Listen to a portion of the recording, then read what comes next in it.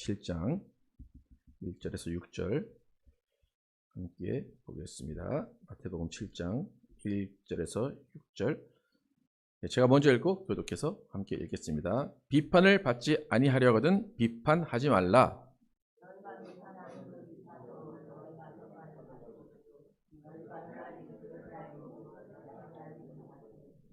어찌하여 형제의 눈 속에 있는 티는 보고 내 눈 속에 있는 들보는 깨닫지 못하느냐?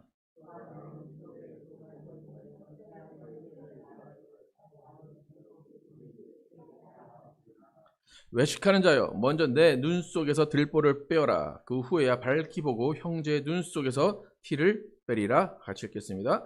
거룩한 것을 개에게 주지 말며 너희 진주를 돼지 앞에 던지지 말라. 그들이 그것을 발로 밟고 돌이켜 너희를 찢어 상하게 할까 염려하라. 아멘. 서로의 장점을 인정하는 신앙이라는 제목으로 오늘 나누겠습니다. 지난주를 통해서 예수님 산상수훈에서 두 주인을 섬기지 못한다. 하나님과 재물을 겸하여 섬기지 못한다라고 말씀하셨습니다. 그 염려의 근원은 뭐냐면 목숨과 나의 몸을 위한 염려입니다. 예수님 하신 말씀은 뭐냐면 목숨과 몸, 그것은 하나님이 주관하신다는 것입니다. 그렇기 때문에 너희가 몸을 위해서 먹을 것과 마실 것을 걱정하거나 목숨을 위해서 먹을 것과 마실 것 걱정하는 그것 자체가 하나님이 하실 일을 너희가 하는 것이다 라고 말씀하신 것입니다. 그래서 염려는 다 주께 맡기는 것이다.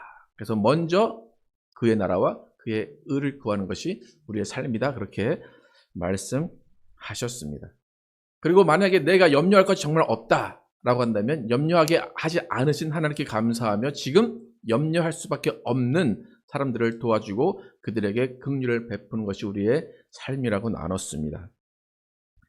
오늘 본문은 염려하지 말라라고 하신 말씀 바로 뒤에 나오는데 염려하지 말라라고 하는 그 말씀과 완전히 다른 말씀이 나옵니다.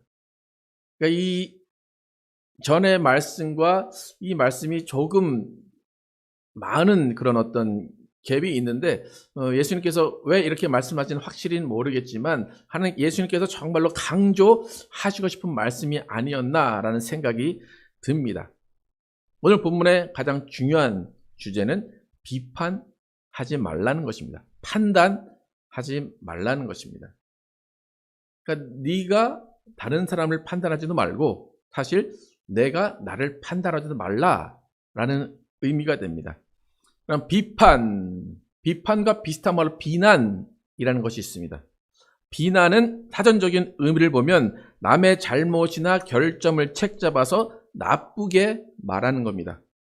그러니까 개인이나 단체의 도덕적 또는 사회적인 무책임한 행동에 대해서 손가락질을 하면서 비난, 저것은 잘못된 거야 라고 지적하는 것입니다. 그러니까 내가 그런 결정을 갖고 있음에도 불구하고 그냥 나랑 상관없이 쟤는 정말 잘못한 거야, 쟤는 나쁜 사람이야 라고 나의 약점을 감추면서 상대방에게 책임을 전가하거나 상대방을 감정적으로 지적하는 것이 비난입니다. 그러니까 비난이라는 것은 사실 어떤 경우에도 용납이 되지 않는 것입니다. 근데 비판이라는 것은 조금 달라요. 비판은 건강한 비판이라고 해서 비판을 통해서 어떤 더 경제적인 것이나 어떤 활동적인 것, 어떤 모든 것들이 더 나아지도록 하기 위한 수단이 되기도 합니다. 그러니까 비판을 사전적인 의미로 보면 냉철한 행위를 전제하여 평가함, 옳고 그름이 기준이 확실한 것에 대해서 이거는 옳은 것이고 이건 그른 것이기 때문에 너는 어느 쪽에 속하지 않았어 아니면 이쪽에 속했어 라고 옳은 방향으로 가기 위해서 평가하는 겁니다. 그러니까 비판은 어떤 사실이나 사상이나 행동에 관해서 진위를 가리는 것, 선악을 가리는 것, 단점과 장점을 가리는 도구로 사용이 됩니다. 그렇기 때문에 비판이 필요할 때도 분명히 있습니다. 어떤 결과가 나쁘게 나왔어요. 그러면 함께 모여서 이거는 왜 잘못됐을까라는 것을 서로가 판단할 수 있는 그런 자세가 필요하다는 것입니다. 그래서 충분히 우리의 삶 가운데는 비판이 있을 수 있습니다. 허용이 됩니다. 근데 지금 예수님은 비판하지 말라 말씀하십니다. 예수님 말씀하신 의도는 뭐냐면 너희가 섣부른 비판을 하지 말라는 겁니다. 너희가 남이 잘못한 것에 대해서 좋아하면서 남이 잘못했으니까 기뻐하면서 하는 비판은 하지 말라는 것입니다. 그러니까 다른 사람이 뭐 옳은 행동을 해서 칭찬하는 건 좋지만 다른 사람이 실수했을 때, 다른 사람이 혹은 몰라서 그런 일을 저질렀을 때는 너희가 비판하는 자세를 갖지 말라는 것입니다. 오히려 용납하라는 것입니다. 예수님 왜 이런 말씀을 하셨을까? 왜 비판하지 말라? 왜 그러셨을까? 우린 다 사람이기 때문에 언제든지 그 자리에 설 수 있다는 것입니다. 그러니까 우리는 사람이기 때문에 더 하거나 덜 할 차이일 뿐이지 모두가 욕심이 있어서 때로는 그 욕심에 이끌려서 일을 할 때가 있습니다. 또 실수할 때가 있습니다. 또 책 잡힐 만한 일을 할 때가 있습니다. 그런데 내가 지금 그런 실수를 안 했다고 해서 내가 그것을 막 비판하면 나중에 혹시 내가 그 똑같은 실수를 하게 되면 나에게도 더 큰 비난이 돌아올 수 있다는 것입니다. 그러니까 무슨 말이냐면 용납하는 사회가 이루어질 수 없다는 것입니다. 며칠 전에 끝난 한국 대통령 선거에서 네거티브 선거라는 말이 계속 나왔습니다. 서로의 장점을 내세워서 표를 얻는 것이 아니라 서로의 단점을 볼모로 잡아서 흠집을 내면서 이제 표를 깎아내는 거죠. 그 표가 이제 나한테 오도록 그걸 깎아내서 나한테 돌아오도록 하는 겁니다. 그래서 이제 후보 당사자가 만약에 흠집이 없다. 그러면 이제 그 가족까지 계속 파내는 겁니다. 그러니까 이번에는 부인들의 그 행동의 문제를 삼아서 어떤 한 후보가 다른 후보의 부인을 비난하다가 결국 또 그 다른 후보의 부인에게도 문제가 있어서 결국 두 부인이 이 선거 경선 내내 선거 운동에 참가하지 못하는 그런 해프닝도 벌어졌습니다. 그러니까 그 개인적인 선거가 아니기 때문에 각 당마다 그 전략을 짰을 거예요. 근데 그 전략 자체가 비난과 비판으로 전략을 짠 것입니다. 그러니까 뭐냐면 결국에 남을 비난하고 남을 비판하지 않고서는 살아남을 수 없는 또 경쟁에서 이길 수 없는 사회가 한국이 되어 버렸다는 것입니다. 용납하지 못하는, 그래서 내로남불이라고 얘기하는, 나는 하면 로맨스인데 다른 사람이 하는 불륜이라고 말하듯이 용납하지 못하는 사회가 한국 사회가 됐습니다. 다른 말로 표현하면 아무리 장점이 많아도 그 장점을 보려고 하지 않는다는 것입니다. 장점을 보고 이 사람이 이런 장점이 있네 라고 해서 그 사람을 장점의 눈으로 바라봐야 되는데 그것이 아니라 단점만을 바라보는 사회가 한국 사회가 되지 않았나 싶어집니다. 그래서 나의 소중한 한 표를 내가 좋아하는 사람, 내가 정말 장점으로 보여서 저 사람이 잘할 것 같다 라고 뽑아야 되는데 이번 선거는 뭐라고 나오냐면 이 사람이 싫어서 저 사람 뽑았다, 그렇게 돼요. 이 사람이 싫어서 저 사람 뽑았다. 네. 그러니까 이놈이 그놈이고 저놈이 그놈이다 그래서 그렇게 됐다고 그래요. 근데 이제 우리가 생활할 때도 잘 보면 이런 모습이 많이 있습니다. 저도 목회자로서 저 자신을 돌아볼 때가 언제냐면 직분자를 세우게 될 때입니다. 우리 교회는 직분자를 이렇게 많이 세우는 그런 교회가 아직 아니기 때문에 그래도 이제 이 사람에게 이걸 맡겨야 되겠다, 저 사람에게 이걸 맡겨야 되겠다라고 직분자를 세우게 될 때 이 사람이 하나님의 일을 잘 감당할 수 있을까? 이 사람이 하나님께서 원하시는 사람일까? 또 교회에 도움을 주는 사람일까? 라는 생각을 해야 됩니다. 그죠? 교회의 일을 맡기기 위해서는. 근데 가장 그렇게 직분자를 세울 때 대부분 목사들이 마찬가지일 거예요. 직분자를 세울 때 장점이 먼저 생각나야 되는데 단점이 먼저 생각납니다. 이걸 맡기면 이렇게 하지 않으실까? 이걸 맡기면 이런 단점이 더 부각되지 않을까? 그런 생각이 듭니다. 그러니까 직분자를 세울 때 교회에서 머뭇거리는 이유가 장점보다는 단점이 드러나기 때문입니다. 그럴 때마다 제가 생각되는 게 뭐냐면 제가 목사가 될 때 하나님 뭘 보시고 나를 목사로 세우셨을까라는 생각을 하게 됩니다. 제가 직분자를 세우게 될 때 이런 어려움이 있을 것 같아. 이런 단점과 이런 부작용이 있을 것 같아. 라고 먼저 생각이 되는 것처럼 하나님도 저를 보실 때 쟤는 이게 잘 안 되는데? 쟤는 이게 좀 모자르는데? 내가 얘를 목사로 세워도 될까? 라는 생각을 하셨을 게 분명합니다. 제가 수만 가지의 단점이 있음에도 불구하고 하나님이 목사로 안수를 시켜주셨다는 것은 제 한두 가지 있는 장점을 두시고 그래 그럼 너 그 장점을 가지고 내 일을 맡아서 해라 라고 하나님이 목사 안수를 허락하셨을 것입니다. 그러니까 제가 저를 돌아볼 때도 나 같은 목사도 안수를 받는데 나 같은 사람도 목사 안수를 받는데 내가 누구를 판단해서 직분을 자를 세우냐. 하나님이 다 알아서 하시고 하나님이 다 책임져 주시겠지라는 생각을 하게 됩니다. 그러니까 우리는 사람들을 바라볼 때 장점이 한 가지고 단점이 99가지라면 그 장점 한 가지만을 바라볼 수 있는 눈이 필요합니다. 그러니까 비판이라는 것은 비판의 시작은 내가 나를 바라보는 것으로 시작해야 됩니다. 비판이라는 것은 내가 나를 바라보지 않기 때문에 비판하는 거예요. 나는 정말로 안 그럴 것 같은 생각을 하기 때문에 지금 당장 그 사람이 잘못에 눈에 들어오고 그것을 지적하면서 비판을 하게 되는 것입니다. 내가 과연 저 사람의 입장라면 난 저렇게 안 했을까? 과연 내가 저 사람이 생각하는 그 생각을 내가 안 하게 될까? 라는 것을 우리가 반드시 점검해야 됩니다. 더 중요한 것은 뭐냐면 판단의 기준이 어디에 있느냐는 겁니다. 대부분의 비판, 판단의 기준은 내 자신이고 내 생활이고 내 경험이 된 것이 많이 있습니다. 예수님께서 판단하지 말라 하신 것은 뭐냐면 옳음과 그름의 판단의 기준은 오직 하나님 한 분만 가지고 계신다는 겁니다. 하나님만 판단하실 수 있는 분이라는 것입니다. 로마서 14장 1절에서 8절까지 한번 읽어보면서 바울이 교회에서 어떻게 판단이라는 것이 어떻게 행해져야 되는지를 말했는지 한번 로마서 14장 1절에서 8절까지 함께 읽어보도록 하겠습니다. 시작. 믿음이 연약한 자를 너희가 받되 그의 의견을 비판하지 말라. 어떤 사람은 모든 것을 먹을 만한 믿음이 있고 믿음이 연약한 자는 채소만 먹느니라. 먹는 자는 먹지 않는 자를 업신여기지 말고 먹지 않는 자는 먹는 자를 비판하지 말라. 이는 하나님이 그를 받으셨습니다. 남의 하인을 비판하는 너는 누구냐? 그가 서 있는 것이나 넘어지는 것이 자기 주인에게 있음에 그가 세움을 받으리니 이는 그를 세우시는 권능이 주께 있음이라. 어떤 사람은 이 날을 저 날보다 낮게 여기고 어떤 사람은 모든 날을 같게 여기나니 각각 자기 마음으로 확정할지니라.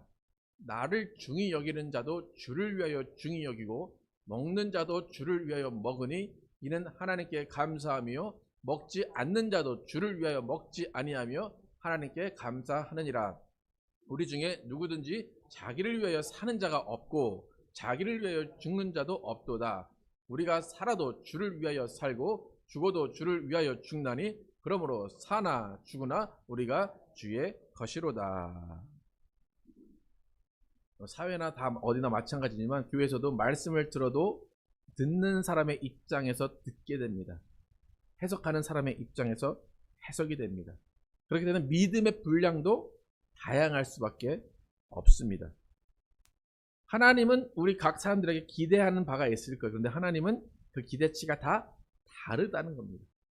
동일한 기대치를 두고 보시는 것이 아니라 이 사람은 믿음이 아직 연약하구나. 이 사람은 믿음이 자라나고 있구나. 이 사람은 믿음이 많이 성장했구나. 그래서 하나님은 믿음의 역량을 차별적으로 이렇게 하나님께서 기준을 잡고 계신다는 것입니다. 그러니까 리더의 입장에서도 또 학교의 선생이나 어떤 지도자의 입장에서도 어떤 사람을 바라볼 때 이 사람이 이 정도의 일을 할 수 있을 것 같아 라는 기대치가 있습니다. 그런데 그 기대치에 미치지 못하면 실망하게 되고 왜 너는 이걸 못해? 라고 이야기하게 됩니다. 그럼 부모로서 자녀에게도 그렇죠. 자녀에게 기대하는 기대치가 있을 거예요. 근데 대부분의 자녀를 보는 부모의 기대치는 자녀의 실제 그 능력보다 높습니까? 낮습니까? 더 높죠? 그러면 부모는 그 아이가 자신의 그 부모의 기대치에 못 올라오면 뭘 합니까? 그 다음부터 비난을 하게 됩니다. 넌 누구 닮아서 그래. 그죠? 네. 비난을 하게 되는 것은 내 기대치에 못 미친다는 겁니다. 그러니까 기대치는 누가 정했습니까? 자녀가 정했습니까? 부모가 정했습니까? 네. 부모 스스로 정해놓고 아이가 잘못했다고 너는 안 된다고 그렇게 이야기할 때가 많이 있습니다. 지금 바울이 비판하지 말라 얘기했을 때 믿음이 연약한 자들이 있기 때문에 너희는 비판하지 말라 그렇게 이야기합니다. 아마 바울도 많은 사람들을 지도하면서 판단하는 유혹이 있었을 것입니다. 하지만 바울은 이 판단하려고 하는, 그 지적하려고 하는, 비판하려고 하는 그 유혹을 떨쳐내는 방법이 있었습니다. 그것은 뭐냐면 나는 못 받아들여. 나는 저 사람의 기준을 이렇게 봐. 그러지만 하나님이 이미 그를 받으셨어 라는 겁니다. 하나님은 그를 받으셨어. 내 생각에는 하나님이 저 사람을 별로 이렇게 달갑지 않게 생각하실 것 같아. 그런데 바울의 생각에는 하나님은 이미 그를 받으셨습니다 라고 말하고 있습니다. 그러니까 우리의 판단과는 전혀 다른 하나님의 입장입니다. 하나님의 입장에서는 속도가 다를 뿐이지 모두가 다 그렇게 될 것이다 라고 기대를 하고 계십니다. 그러니까 여러분 다른 사람을 바라볼 때, 특히 가족들, 친구들을 바라볼 때 탐탁지 못하고 만족스럽지 못할 때 여러분 하나님의 마음을 가지시기 바랍니다. 저 사람도 하나님이 받아들이신다. 하나님이 저 믿음도 받으신다. 내가 뭔데 저 사람을 판단하겠느냐 라고 좀 생각하셔야 됩니다. 그러니까 리더의 덕목으로 보면 리더는 막 사람들을 이끌고 성장을 시켜야 됩니다. 그 사람이 어떤 목표에 달성할 수 있도록 계속 그 사람을 푸시해서 올려줘야 됩니다. 만약에 채소만 먹고 있는 사람이 있다면 그 사람에게 단단한 음식을 먹을 수 있도록 리더가 계속해서 노력을 해야 됩니다. 그런데 지금 바울의 모습을 보면 그게 아니라 하나님이 저 사람 채소만 먹는 사람도 받으셨어. 저 단단한 물질을 먹는 사람도 받으셨어. 그러니까 리더의 입장, 바울의 입장에서는 그냥 가만히 놔둬도 하나님이 그들에게 하실 것을 하게 하시고 주실 것을 주시는 분이야 라는 것입니다. 그러니까 바울의 마음에는 믿음이 연약한 자나 믿음이 단단한 자나 모두가 주를 위하는 마음이 있다는 겁니다. 그 작고 연약한 믿음 하나에도 하나님은 기뻐하신다는 겁니다. 제가 여러분을 쫙 보면서 하나님은 저 사람은 잘 안 쓰실 것 같아. 하나님은 저 사람은 조금 더 쓰실 것 같아. 라는 판단이 들겠습니까? 안 들겠습니까? 네. 근데 바울은 어떻게 했다는 겁니까? 저 사람도 주를 위해서 사는 사람이고 저 사람도 주를 위해 죽는 사람이야. 모두가 하나님이 다 들어 쓰시는 사람이야. 라는 기준을 갖고 있었다는 겁니다. 진심이니까 이렇게 편지를 썼겠죠. 그죠? 네. 근데 바울이 그런 마음을 갖고 있었던 건 뭐냐면 하나님께서 모든 일을 주관하시고 계시다는 확신이 있는 거예요. 나는 불안해. 저 사람이 이걸 맡기면 저 사람 잘할까? 나는 불안해. 근데 하나님이 그 일을 하신다는 겁니다. 하나님이 그를 성공시킨다는 겁니다. 근데 하나님의 그 일을 성공하시고 하나님이 그 일을 하시는데 때로는 바울이 만족 못할 때도 있어요. 하나님은 만족하셨다는 겁니다. 그게 우리가 비판을 하지 않을 수 있는 자세라는 겁니다. 만약 우리가 이 일을 100이라는 수치를 놓고 회사는 다 그렇게 했죠. 목표. 제가 어제도 어떤 식당을 갔더니 식당에 goal이라고 써있고 3만 불 써있더라고요. 3만 불을 벌어야 된다. 그게 아마 그 직원들이 뭐 그걸 보고 계속 해야 되는 뭐가 있나 봐요. 근데 주인의 입장에서는 3만 불이 도달 안 했으면 다 누구 탓입니까? 직원들이 잘 일을 안 한 겁니다. 근데 그거를 교회를 적용해서 보면 하나님의 입장에서는 3만 불이 안 돼도 하나님이 다 그냥 용납하시고 괜찮아. 너희는 일을 다 했어. 라고 하신다는 겁니다. 그러니까 사람을 세우시는 분도 하나님이십니다. 때에 맞게 들어 쓰시는 분도 하나님이십니다. 우린 판단하려고 할 때 우리 마음까지 나는 저 사람을 걱정해서 하는 말이야. 난 저 사람을 위해서 하는 말이야. 그렇게 얘기하죠. 그럼 다 그렇지 않습니까? 누굴 판단할 때 미워서 하는 사람 없죠, 그죠? 저 사람을 더 도와주고 싶고, 이거만 고치면 더 잘할 것 같은데 라는 마음으로 판단하고 비판을 합니다. 그런데 예수님은 그거마저도 하지 말라는 것입니다. 그러니까 많은 경우에 교회에서 하나님이 괜찮다는데 나도 하시는데 하나님이 괜찮다는데 오지랖을 부르시는 분들이 꽤 많습니다. 하나님이 괜찮다는데. 그래서 제가 자주 하는 말이 뭐냐면 하나님도 놔두시는데 뭐 하나님도 놔두시는데 내가 뭘 라는 말을 많이 하는데 하나님이 괜찮다고 하시면 괜찮은 겁니다. 여러분 괜히 거기에 대해서 불안해 하지 마시기 바랍니다. 근데 우리가 이제 남을 판단하는 경우는 그런데 우리가 우리 자신을 판단할 때도 있습니다. 여러분 자신이 자신의 모습을 볼 때 나는 왜 이렇게 믿음이 없지? 나는 왜 이렇게 연약하지? 나는 왜 이렇게 쓰러지지? 라는 열등감으로 판단할 때가 있습니다. 하나님은 그것도 하지 말라는 겁니다. 왜요? 나는 너를 사랑해. 나는 네가 연약해도 그것만으로 나는 만족해 라고 하나님은 말씀하십니다. 때로는 앞에 있는 리더들이 인간적인 생각에 판단하고 비판할 때가 있고 각 사람 마음과 생각에 또 생각과 사정을 모르면서 말을 할 때가 있습니다. 만약에 여러분 제가 여러분에게 왜 이건 못하세요? 왜 이건 이렇게 안 하세요? 라고 한다고 해서 여러분 스트레스 받지 마시기 바랍니다. 하나님은 아신다 라고 여러분 생각하시기 바랍니다. 7, 8절에 보면 바울이 로마에게 편지를 쓰면서 정말 바울의 진심 어린 마음이 그 성도들에게 어떻게 닿았는지를 알 수가 있습니다. 7절, 8절 함께 읽어보겠습니다. 시작. 우리 중에 누구든지 자기를 위하여 사는 자가 없고 자기를 위하여 죽는 자도 없도다. 우리가 살아도 주를 위하여 살고 죽어도 주를 위하여 죽나니 그러므로 사나 죽으나 우리가 주의 것이로다. 어떤 사람은 주를 위해 죽고 어떤 사람은 주를 위해 살지만 어떤 사람은 아니다. 그게 아니에요. 우리 중에 누구든지 자기를 위해 사는 자가 없고 자기를 위해 죽는 자가 없다라고 바울은 평가합니다. 정말 바울이 편지하는 이 교회에 그런 사람들만 넘쳐나서 이렇게 바울이 얘기를 했을까요? 바울은 그런 마음을 먹기로 작정한 겁니다. 우리 교회는 주를 위해 사는 사람만 있어. 자기를 위해 죽고 자기를 위해 사는 사람은 하나도 없어.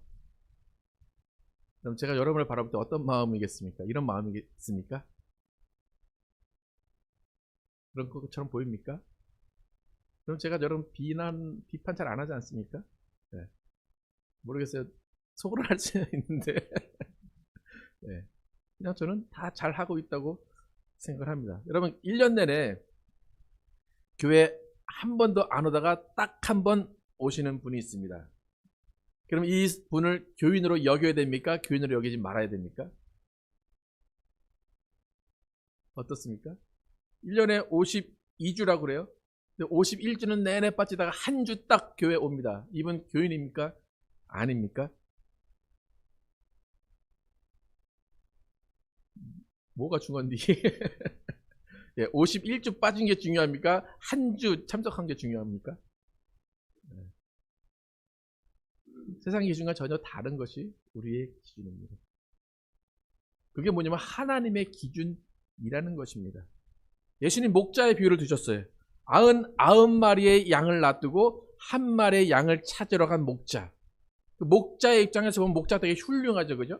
한 마리의 양을 찾으러 애쓰면 정말 목숨을 걸고 찾으러 갔어요. 입장 바꿔서 그 99마리는 그 상태에 어떤 상태에 있었습니까? 목자가 없는 상태에서 늑대가 와도 다 물려 죽을 수밖에 없는 상황에 있었습니다. 저는 그 목자가 더 훌륭한 게 아니라 그 99마리 양이 더 훌륭한 것 같아요. 목자를 판단하지 않았어요. 저 목자 그 한 놈, 이상한 놈, 그 도망치는 그 한 놈 잡으러 갔어? 난 너 못 믿겠어. 난 딴 데로 갈 거야. 갔다면 늑대한테 잡혀 먹힐 수밖에 없습니다. 하나님이 보시는 마음은 그거예요. 그 목자와 한 마리 양을 보는 게 아니라 그 99마리의 양을 하나님은 보시는 겁니다. 아, 그래, 99마리, 너희 너무 소중한 99마리야. 너희가 없으면 나는 못 살아. 그게 하나님의 마음입니다.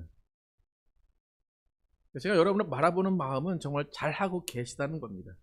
이 작은 교회에 뭐 얻을 게 있다고 와서 이렇게 앉아있는가, 제가 생각해도 전 안 올 것 같거든요. 근데 이 앉아있는 것 자체가 훌륭하고 정말 감사한 일입니다. 여러분 저를 바라보실 때도 그래요. 그죠?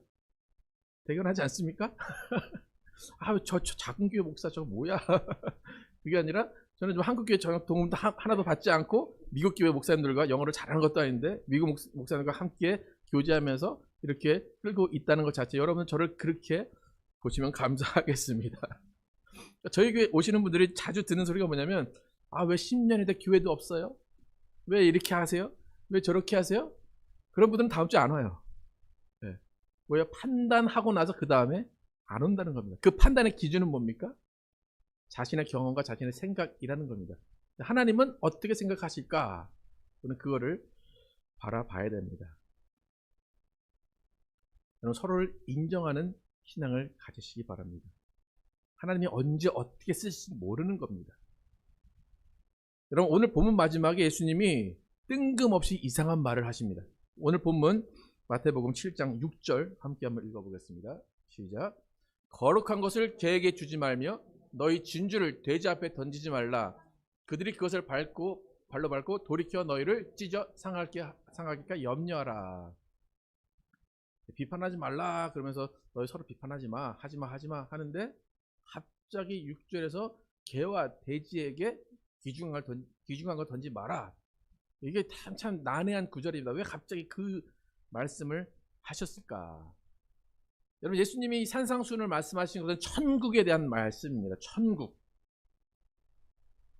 그러니까 판단하기 좋아하고 내 기준으로 남을 비난하고 내 기준으로 남들에게 헐뜯는 그런 사람, 내 안의 허물을 보지 못하고 남의 허물을 들춰내기만 바쁜 사람, 그 사람에게는 천국을 소유하지 못하게 하라는 겁니다. 남을 비난하게 바쁜 사람을 예수님은 개와 돼지로 비유하고 계십니다. 나는 예수를 너무 잘 믿는 것 같아. 내가 기도 제일 열심히 하는 것 같아. 말씀 제일 잘 아는 것 같아.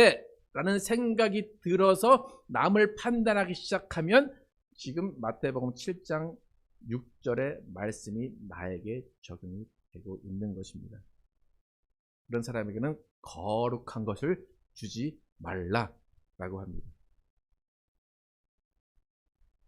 거룩한 천국을 줘놨더니 하나님의 나라를 이루라 라고 줘놨더니 그거를 계속 발로 밟고 상처를 낸다는 것입니다. 여러분 마음에 판단이라는 마음이 들어올 때 이 말씀을 생각을 하셔야 됩니다. 우리의 판단은 나보다 더 나은 사람이 오면 그 판단이 나에게 적용이 될 수밖에 없습니다. 하나님의 거룩한 교회를 발로 밟거나 상처내는 판단하는 사람이 되지 마시기 바랍니다. 그 한 마리 양 데려갔다고 그 한 마리 양을 비난하면서 99마리의 그 무리를 흩어버리는 양이 되지 마시기 바랍니다. 예수님은 거룩한 것을 그 사람에게 주지 말라라고 말씀하십니다. 판단은 교회를 상하게 합니다. 판단은 가정을 상하게 합니다. 판단은 성도의 마음을 상하게 합니다. 여러분 옆을 잠깐 쳐다보실까요? 옆에. 네. 어떻게 보이십니까? 주를 위해 살고 주를 위해 죽는 거룩하신 분들로 보입니까? 저 집사, 저 장로 그렇게 보입니까? 네. 오늘 한번 제가 이런 거 잘 안 하는데 오늘 교회 오시느라고 수고하셨습니다. 한번 말씀 좀 해보실까요? 오늘 교회 오시느냐고 수고하셨습니다. 네. 네. 참 대단한 일 하신 거예요, 그죠? 네. 이 추운 날. 네. 히터를 안 틀었는지 지금도 추워요, 그죠? 혹시 여러분 안에 어떤 판단의 생각이 든다면 지금 하나님도 그 판단으로 여러분을 바라보실 수도 있다는 그런 생각이 여러분 가운데 있기를 축복합니다. 우리 모든 하나님의 아들, 딸, 귀한 자녀들입니다. 각자의 능력과 글이 다르기 때문에 달라 보이는 것 뿐이지 하나님은 모두가 소중한 사람들로 여기십니다. 서로가 서로를 인정하면서 장점만을 바라보고 격려하면서 주님이 원하시는 건강한 교회, 아름다운 하나님의 나라, 거룩한 교회를 만드는 저와 여러분과 하이츠 교회가 되기를 예수의 이름으로 축복합니다.